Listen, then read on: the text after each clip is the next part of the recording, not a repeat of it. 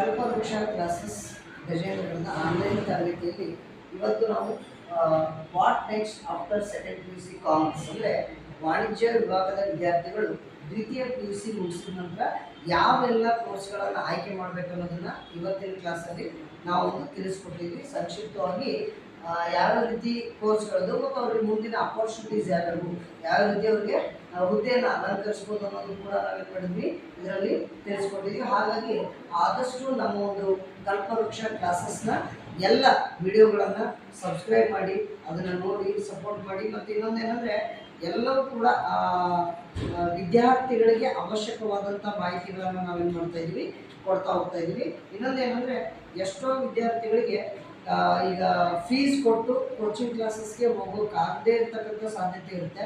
ಅಂಥ ವಿದ್ಯಾರ್ಥಿಗಳು ಏನು ಮಾಡ್ಬೋದು, ನಮ್ಮ ಕಲ್ಪವೃಕ್ಷ ಕ್ಲಾಸಸ್ ಎಸ್ಪೆಷಲಿ ಗ್ರಾಮೀಣ ಭಾಗದ ವಿದ್ಯಾರ್ಥಿಗಳು